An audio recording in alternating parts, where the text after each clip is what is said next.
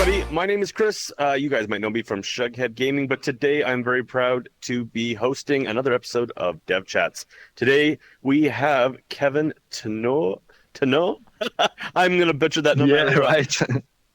Right. And he is from Raptor Labs, and he is here to talk about what might be your next video game obsession. I guess I would explain this as Standout meets Grand Theft Auto. I don't know if that's accurate or not. Kevin, why don't you tell everybody else at home that's watching, like, what is your game Drive-By? Yeah, hello. First, thank you very much for inviting me. And yeah, Drive-By is the first huge open world VR multiplayer experience. And so it also features, that's why I'm supposed to be talking about Standout, a battle royale, where that is taking place in a huge living world with traffic and pedestrians and a reactive world that will react to the player behavior. Yeah, I guess that would sum it up. For those of you who at home who may not be familiar with Raptor Labs, because there's so many VR developers coming at us, Raptor Labs is actually a veteran of the VR industry, and they have the experience to be pulling off something like this. I was actually researching you guys just to kind of refresh my mind about what you'd worked on, and I was really impressed to find out. I mean, you guys are about 5 VR games under your belt, including. That's true. Fight was probably the first one I ever played by you guys, and then I guess Standout and Wardust would be the most well-known games probably for you guys. I mean, you definitely have a history of doing very ambitious and open world VR games. So when I kind of look back at that, I was like, I think they could actually pull this off. Well, thank you first. And yeah, with every one of our game, we try to achieve something new that pushes further the limits of virtual reality. With Standout, for example, we wanted to make the first, big, like really big, with a 4 kilometer square map battle royale, a multiplayer battle royale. And with Wardust, we wanted to do, for the first time, 64 people fighting on a huge battlefield. And yes, this time with Drive-By, once again, we want to push again the limits of VR and make the first living open world multiplayer experience. Yeah, and that was the thing that kind of caught me when I was looking at your gameography. I don't even know if that's a word. It seems like you guys have been kind of working towards something like Drive-By. Like every game has kind of been, it's like, okay, we're doing a shooting game. It's 4v4. Now we're doing was it Deus Vault? It's like, okay, we're doing some melee combat. And now, Standout was the big battle royale game. Wardust added in, vehicles and just even more visual prowess. And so now, if you guys see some of the footage that's probably playing behind us, the game really does look like Grand Theft Auto Online. I have to imagine that's an influence. You can see some similarities, that's true. For example, well, the first thing obviously is the living world, like the traffic, the pedestrians, also the cops chasing you if you do something wrong. And that's something that is at the core of the gameplay of the game. It is an online only game though, correct? Yes, it is. Okay. Yes. And the other thing that I think kind of separates us apart from some of your previous games too, is that it's a combination of flat gamers and VR gamers. Is that correct? Yes, that's a hybrid game. That is, you can play it on a regular PC without the VR, but you can also play it in VR. And also people can play together, PC gamers and VR gamers. So you can play with your friends that don't have VR, for example. And it's the same. Is the goal to have it kind of be the same experience, as in like all the same abilities that you can do, whether you're flat or VR? Yes, the goal is to have something really as balanced as possible. There are a few differences, obviously, because you don't move the same way in VR that you would do in a PC game. But we are making everything we can so that people can enjoy the experience in the same way without feeling unbalanced. And yeah, and I was actually going to say to you, balancing would be the one thing. Now, I have not played the game Yes, it yet. will. It is in a closed alpha state, so it's out in the wild. Some people have played it. From what I've heard, it really feels like you guys are on the right track. Balancing was the first thing I thought of, but as I started to think about it, I was like, well, each kind of platform has its own advantages because as us as VR gamers, I mean, we can twist and turn and we can shoot behind us and we can do things that flat gamers just can't do. But then flat gamers have that kind of that twitch shooting capabilities. They're able to react very quickly, especially if they're in a third person. They have a little more awareness of them. So I could see that there'd be advantages in each way. Yes, that's true. That's something we are really testing actively. And it's kind of weird because sometimes you would be surprised by what works better for VR gamers and what works better for non-VR gamers. The aim is, for example, a big debate because to some extent it's easier for new people, people who are new to video game, for example, to aim in a VR way.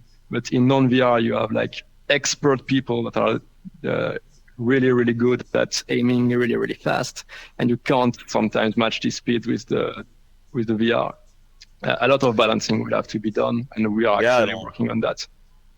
yeah, that'll be really interesting. I mean, as a fan of virtual reality, I've always enjoyed the fact that I felt that when it came to gun games, your own muscle memory really did play a role where like if you wanted to you'd actually have to keep the gun up if you wanted to be able to react quicker. You drop your hands, the gun doesn't go there.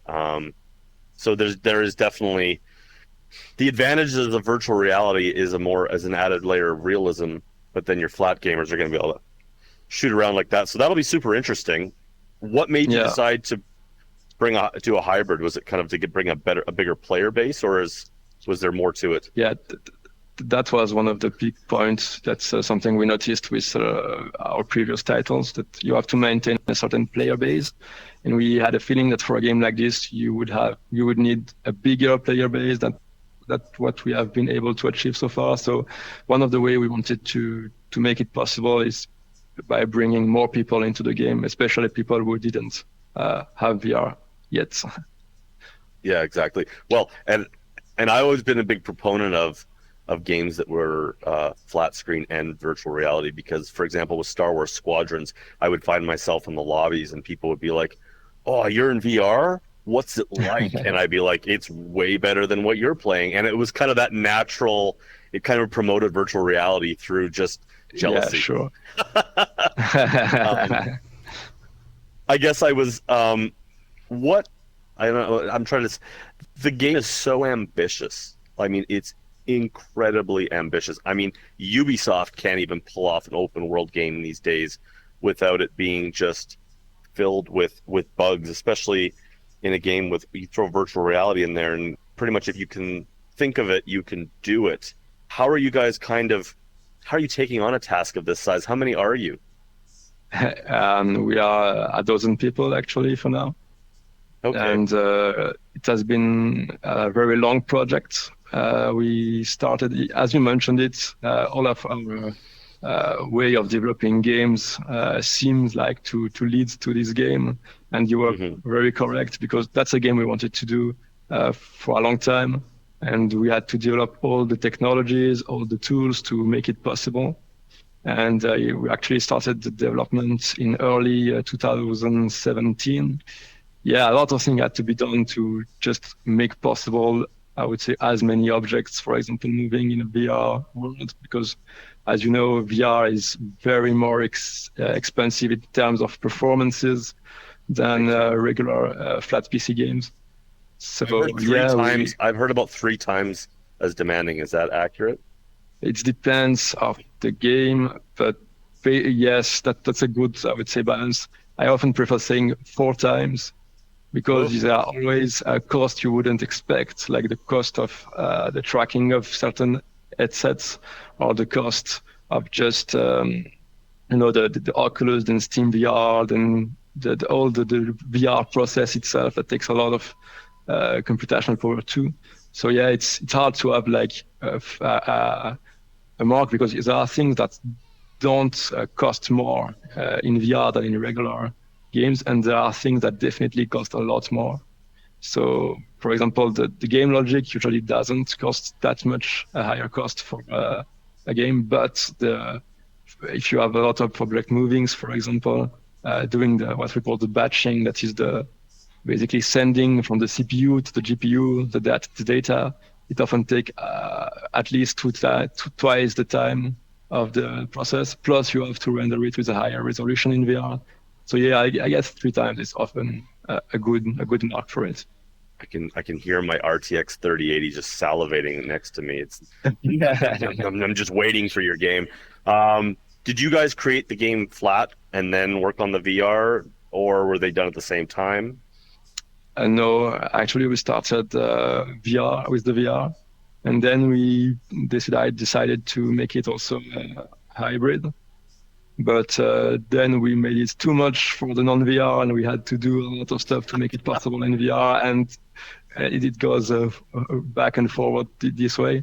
But during the whole development process, we really wanted it to be working on VR and on flat PC. Yeah, and from what I've heard, it is up and running, and I think that I won't speak too much for people who have played it because I haven't, but I think people were pleasantly shocked at how it was running this early already. So that's amazing that you guys have gotten that far already. I'm sure there's still Thank a you. long road ahead for a game of this There is. kind of Yes, scope. there is. I mean, we were talking earlier about the fact that at a certain point we'll see it in early access. So the road is long for you guys. But can you give me a bit of an idea? I mean, I think we've established that it's very much an open world battle royale, Grand Theft Auto, living world. We got vehicles. What else is in the game? Is there? I mean, Grand Theft Auto Online itself is famous for jobs that you can do in the game and a lot of items that you could buy. I mean, it's all about kind of the upgrade and the gathering of your own wealth, I guess, in the game to have better vehicles. Is that kind of something that's being brought to the table? There is something similar. So maybe I will explain a bit how the game goes. So first of all, so it's an open world. You're spawning in open world, and you can roam freely all over the map. There is a lot of stuff in the game, but you have to steal them if you want to take them. For example, if you want a car, in the first place you don't have anything, you have to steal the car, and then if you do criminal stuff like stealing things, then it will bring up the police to you. So you have to find ways to make money to be able to buy stuff. One of the most efficient way to make money is by running businesses. And to do so, well, you have to kill the business owners, who in the first place are non-player characters, and then you own their businesses and you can use them to make money. For each businesses, you will get some money in a certain amount of time, and your people from your gang are going to defend your business against other players. But the number of businesses in the world is very limited. So at some point you will have to steal them to other players, and they of course will try to steal yours from you.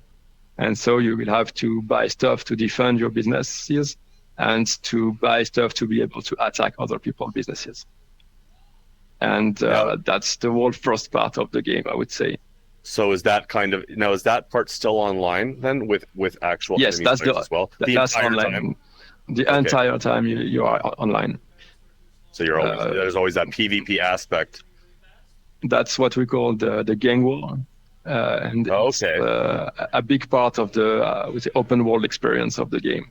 So a lot of other stuff you can do. You can, for example, do races or against the time or against other players to to earn some money.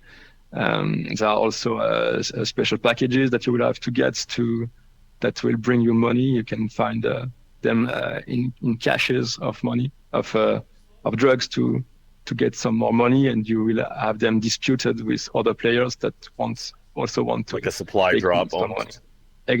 Almost. And another very efficient way to earn money, and that's the second big part of the game, is the Battle Royale. Okay. So you can subscribe to the Battle Royale almost anytime. Yeah. And then when the Battle Royale starts, you're teleported with all the other people who subscribed to the Battle Royale into a Battle Royale map, which is the same map as the open world. But this time, I would say it's reset, so no one owns nothing, and you will have to be the last person alive of this Battle Royale. Yeah. Hence the battle royale aspect, and you guys know what you're doing with that. For any of you who played Standout, I mean, Standout was the original VR battle royale game. Really, I mean, everything. True. Yeah. There'd be no Population One probably without Fortnite, but that's another conversation. But without Standout, I mean, on that note, has Population One coming out? Has that given you guys any? Has that changed your ideas, or has it added anything, or were you just like, yeah, well, we've done that already? Well, no, I think Population One is really also interesting as a game and very different from what we want to do also. Yes. So, yeah, that just gave us, I would say, the motivation to, when we see the success that Population One has, I think there is still a lot of people that want some battle royale experiences, and that really gave us the motivation to make things really good in terms of battle royale for the battle royale part of Drive-By. Yeah, no, I think that's a very good idea. I would think that, I think at this time, I can speak for the VR gamers that I've spoken to myself. I think that the demand for a Grand Theft Auto online experience is huge. So, I mean, I think that the hype for your game is just starting. I think one of the things I think the biggest problems you guys are going to have is keeping people's expectations under control, because the game looks really good in the flat footage we've seen, like really good. Like it looks like Grand Theft Auto. Thank you. And that's awesome.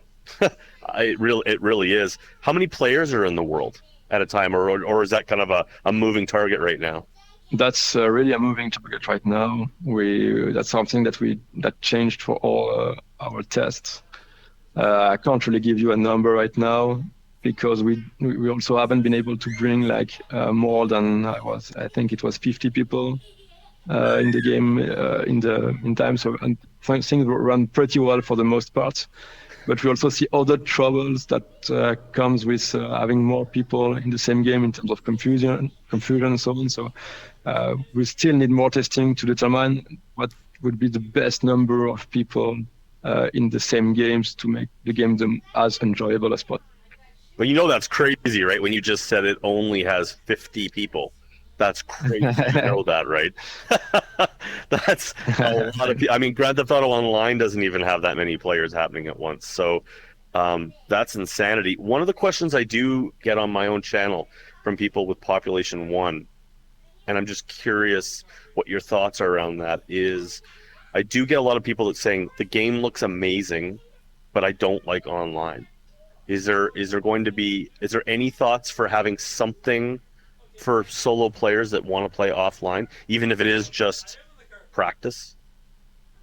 For now, we are focusing on the multiplayer part. Yeah. That's especially multiplayer, I would say PvP oriented.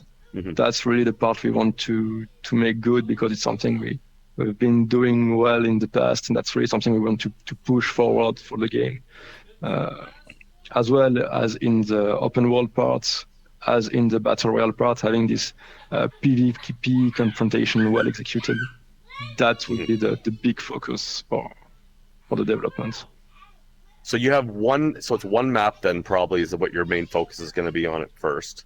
One large map, I would imagine. First of all, yes. Now, what kind of modes of transportation do you have in the game besides? I've seen cars. So yeah, for now we have cars, motorbikes also. We have planes, we have helicopters, some blimps also, and we plan to add a lot more transportation modes in the future. Okay. You can have my money now. I'm going to personally give you my wallet right here because that sounds awesome. Um, Thank you. seriously, I can't wait. That sounds absolutely. And like you guys have kept hearing me say to you that if this game had just come out from a a smaller developer, I would think, yeah, sure, whatever. Like you're never gonna pull this off. But I've seen Standout and I've seen War Dust, and I mean, you guys have done this before, and and each game does seem to get better. What have you learned from those? I guess particularly those two games that you kind of took into this new endeavor. Honestly, a lot of things, a lot of technical things, of course, how to manage such a highly populated network, and also how to make big worlds work. Like how to have this huge map. For example, the map of Drive-By is even bigger than the one from Standout. So it's something like 8 by 8 kilometers, where Standout was 2 by 2. So that's something we learned a lot with Standout. Having a lot of actors in the same space, like it was in War Dust. Well, now we have even more actors. Like we had like 32 and like 64 entity moving in War Dust. Now we have like hundreds and hundreds of entity moving in the same map. That's something we learned a lot with War Dust. Also, we learned a lot from the players, like what they liked to do in VR, what they didn't like to do in VR, how to achieve, like, for example, comfortable driving in VR, which wasn't, I would say, obvious, to have something that works in the same time in VR and in non-VR. Yeah, the Yeah, quads were a little nuts in War Dust. The quads were there. That was their own yeah. experience altogether. There was a lot of inspiration in them for the vehicles in Drive-By, but we still tried to make them, I would say, to give them a more realistic feeling that was Yeah. necessary to make them enjoyable in the non-VR experience. Yeah, no, that's good. Yeah, that's a thing that I'm always a stickler for in open world games is I don't like the vehicles to feel too floaty. So that's awesome. I think movement is probably the biggest thing. I did notice I did like the way War Dust handled movement better Yeah, than Standout. I felt that there was an evolution there. One of the big things that we talk about typically on the different shows that we've done here at the VR channel was, accessibility and just movement options. Um, VR sickness is also another thing. I mean, in War Dust, I don't feel a lot of motion sickness. I got into the helicopter and I was laughing. I was just laughing at the ridiculousness of the fact that I just jumped into like an Apache in a VR game. It was awesome, but that might not be for thank you. everybody. How have you approached the movement as far as just facilitating for different people's capabilities and also VR sickness? Yeah, for what we did for War Dust, and we did almost the same in Drive-By, is to offer three different kind of locomotion in no sorry, three different kind of camera mode in the Hmm. game. So you have the what we call the free cam first person. That's basically your cam stays oriented as the ground, and the vehicle rotates around your camera. So that's what I think most of people felt comfortable about, especially when doing fast movement with the vehicle. The second one is fixed camera movement. Some people feel more comfortable with it, and the idea is that your character is really like fixed to its seat. Like the vehicle doesn't move around you. It's you only see the world moving through the cockpit. So Hmm. for some people, they take their brain take better the cockpit as a reference for the movement that works better. And for the people that are even more motion sick with VR, we use the third person floating head approach. that is having the camera like hovering behind the vehicle. And for the people that are the most sensitive, that helps a lot to make it a more comfortable experience. Yeah, well, and yeah, I remember that kind of that flavor in War Dust, and that was always very appreciated. Is this going to be is seated play going to be capable for the VR side of it? Sure. So for the VR Locomotion, it will be the same as what we did for all of our previous games. So what we do usually is by default, we have the standard touchpad slash joystick locomotion that Mhm. where you move using your joystick. And for people, we also feature the Pro Locomotion, we call it. That's a grab the air locomotion. That helps a lot for people with motion sickness. We also use it for climbing. In all of our game, as maybe you know it, you can climb walls using Yeah. your hands. That will also be a thing in drive-by. Uh, we also include the fit run that is for people that want to do sports while they are playing VR, but it also helps for the comfort. It's basically you run in place to move in the game. We have also another mode. It's the seated locomotion, like where you can. That is for people who want to play who can only play seated, and basically it allows you to stand, crouch, and prone without having to move from your seat. That's also something that will be available in Drive By. That's awesome. Yeah, I mean, I always think options are king. And I mean, the nice thing about your game is if people are enjoying it and they say they need to take a break, you can always go play it in flat screen too. So that'll be fantastic. Now, I know we're not talking dates yet. I know things are still just moving. Can you give us a little bit of an idea for people who are just like ready to throw money at you right now? What kind of a very, very high level roadmap for your game?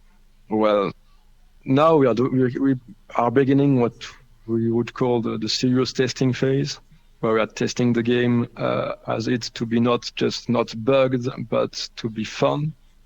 And we really want to improve this part that people that can come in the game and enjoy it. And when it's stable enough, and I would say fun enough for people to be able to enjoy it properly, without too many effort of their part, we will probably begin to transition to the early access. Awesome. And on that note, this is PC only right now, correct? No, it's a PC and VR. Like, No, but I mean I you meant mean, for oh then yeah, for platforms, yeah. sure. Yes. For now, we are targeting the Steam early access to begin with, and we will see how things go from there. Yeah, well, that makes sense. I mean, I really appreciate your approach of kind of not moving forward till you feel like the game is, fairly stable and running because one of the things, love it or hate it, one of the things Population One and Big Box nailed was that game was they tested it and tested it and tested it, and it was super polished when it came, more polished than a lot of games that come out by Ubisoft and Bethesda and what have you. So it was nice to see a game of that quality come out. So I think I can speak for everybody. We're cheerleading your game. Don't rush it. We we need this. This is the game that we wanted Rockstar to make. They won't make it. You're gonna make it. I don't think there's many Thank VR you. developers that it would be in better hands than yours. So Yeah, thank you very um, much. super excited. Yeah, But one of the reasons we want to go to early access also is and not have like a finished product in the first place is that from our experience and some developers totally nailed it, I agree, but from our experience, every time we released the game for the first time, there was a lot of things that didn't go as we expect in terms of how people liked it. Like we imagine, the game when we play, we know the game, we have our vision, but once the product reaches the players, things usually don't go as expected, and they have their ideas, and usually they are good, and that's something we want to benefit from, and we really want to, in the phase of early access, we want to build the game with the players, and we think that's how we make good experiences. That was the case for Standout. That was the case for Wardust. A lot of things didn't went as we planned in the first place, but it was for the better because by seeing the players playing, by seeing their ideas, by sharing their opinions and feedbacks, we were able to make awesome experiences with them, and that's also what we want to do with Drive-By.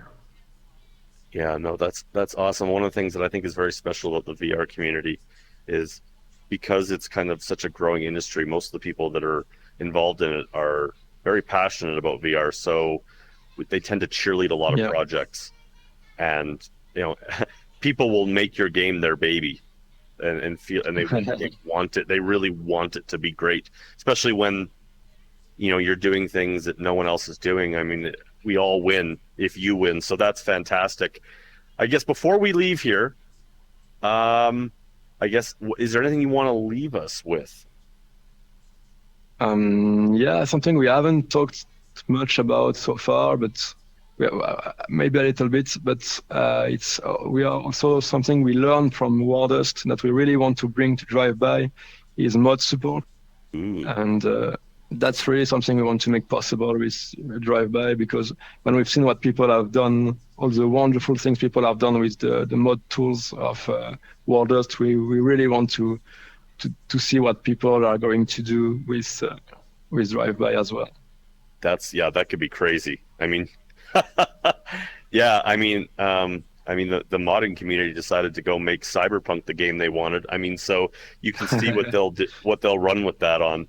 I mean, yeah, games like when I think of mod support, I think of games like you know, like Onward and Contractors and Half-Life would be a big, huge one too, where people just run with it. So if you're offering that on the get-go, I think you're going to find that uh, Drive-By might become a lot of people's passion projects. So I look forward to that as well. That's awesome. um, so, Thank you. and everyone, I think that's it for us.